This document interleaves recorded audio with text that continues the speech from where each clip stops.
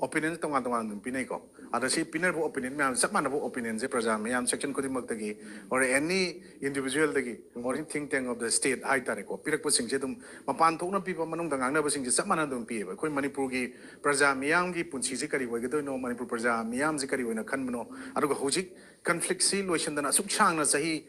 ani sujal ay tare ko tha kun mapung phar ko matoi jangai ne bujik se ko mathoi loition na thambai si am lu pone adubu nahan khoi gi anu bola kwa khoi gi irang se 2023 gi me gi ahum dagi hogabi irang si gi hauraga ngasi fawda ahum subone se leba governor ai tare balana magi hek adugumba wasak lobo nimitu dagi mana ngasi loriba magi state mayam singsida ikoi ahamada mana declare tawre magi security review meeting da mana haire ikoi gi Manipur gi law and order gi matang khana matamda Manipur gi home yahon di haiba question achum leire matamda security gi high official senior officials sing CRPF BSF adagi IGR South mayam ama yawra ngasi khana matam madu yaw di hai puram le then houjik aikoina madugi matungduda aikoina NSA palo na hairaga mana ngasai adugumba ye khai thingai ba to mayam se phajalaga punchalaga thamba ya ba potuni NSA na piri pose 1980 National Security Act 1980 piri do maximum person number detain the state piri powers kai noi kanda without any kind of tana warrant issue to na haib tare ko magi police ki custody da adum lobo ya ba gi po ni aduga madugi magi police custody le manungda bail on move to ya ba posunate aduga maximum magi kaino hai tare thamba ya ba matam je 1 year bokti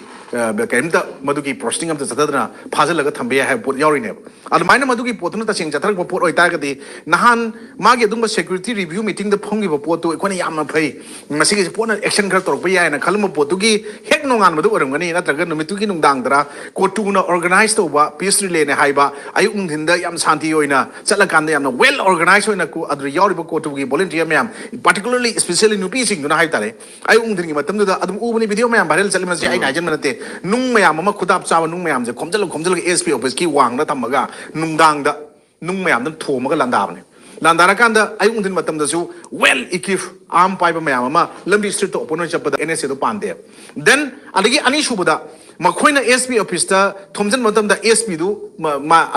as kano da sokpan ba yaure yawi matakta SP office dagi document maroi ba mayam ma puthoga mai ta do ko kem ta ngasi action am ta lokate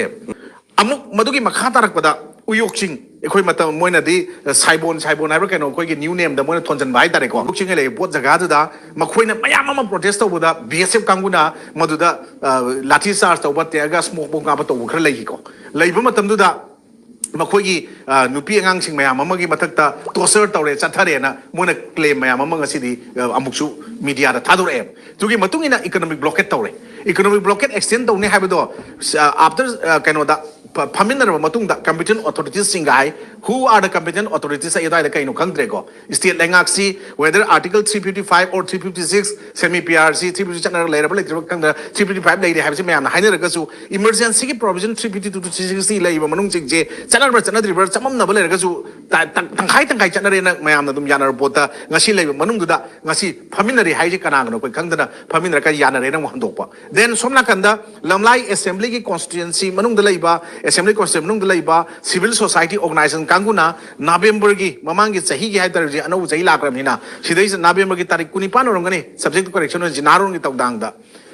Assam Rifle Kanguga Indian Army Sing Hybrakano Aduga Kuki Lalobu Sing a Puna Tabak Tomina Irine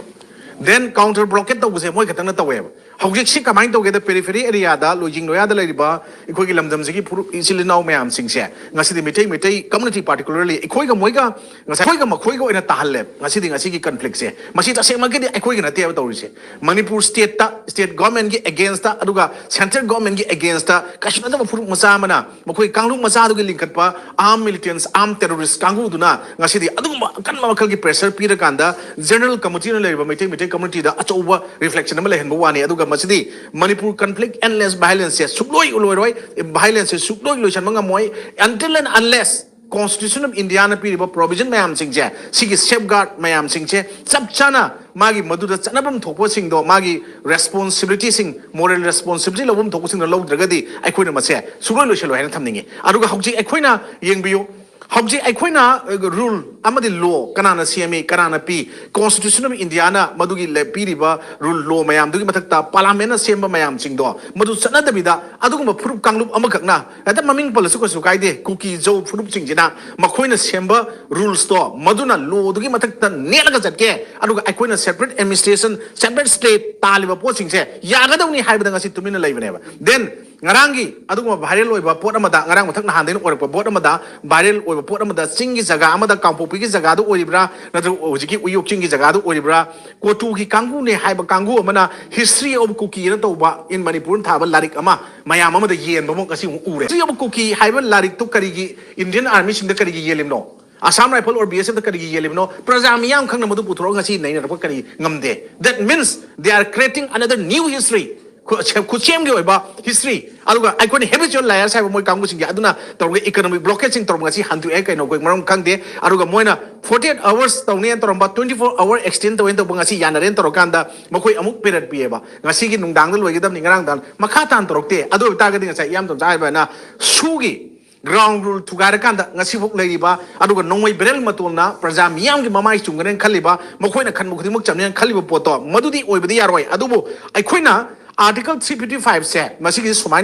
it is often used in conjunction with Article 356 to declare president rule in a state and a constitution. The Yorga Potama Amuk and next Maduki Potama Article 355 said. Nasiki Sigi Posida, Article 355 said, Yam Pataba Potamadinate, Adu Aquina, Wahantuklan and Milangani, Adu Article 355 Labudunabu, Governor Nasi, Nasai Kunas, could hide the neighbor. So some Puda. Mana heta governor chali do ngasi kari gino lenga ki elected representative leina kari ge chali no hai kanda madu ai do da ekoi article 75 lei bata raga di makhoi ge duty central government ge duty se kari no hai kanda duty ani khak article 75 mung da yaw kanda to protect state from internal disturbance and external aggression haibama ani shubada to ensure that the governance of all state is in accordance with the constitution haibaneba asigi pot ani se article 355 ne piraga sunga si bot ko ne udabada governor ano bosina madugi mami oina khara uhalibra uhana mami taribra natragana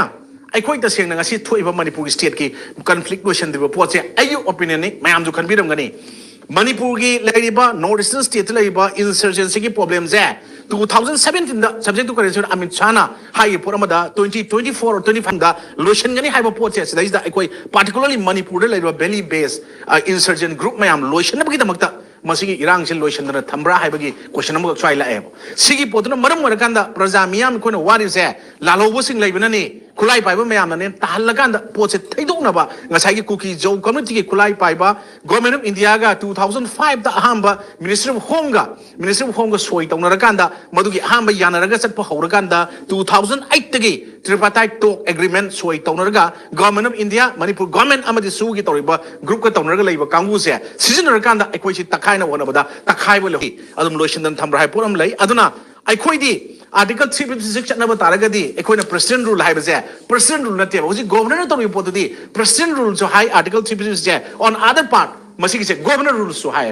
president rule je PR je kasi 356 adu dagadi masigi pose karam kanda refer to a constitution kanda refer to a period when the constitutional machinery in a state has failed and the state government is unable to function in accordance with the provision of the constitution haibaneba aru di ekoi di constitution gi rule provision mayam singdo lengak pa ngamdre si tobung ngamdre functionless ore administrative follow ore constitutional machinery breakdown ore external aggression lede internal disturbance lede haiba potu leibani na ngasai gi article 355 na teba uji aina pami di 356 se masi se manung da loan na semi pi type da chanaraga government se di double engine government oibinina maduda direct madugi pot pura dissolve to thopusu nataba animated suspension ju tamdabi manung da di thammaga powerless ohelaga 355 to madu chanaraga matam khra madugi potu yengaga lerambada yarakta 356 chana laganda governor na mahut silaga president gi mahuta work to budo maina ngasi su sampur chalaga irang sigi field report ground report sing lobagi mami taba howraina id maduna masigi endless violence lotion ba ngamgadra ngamodra gi poti id pining de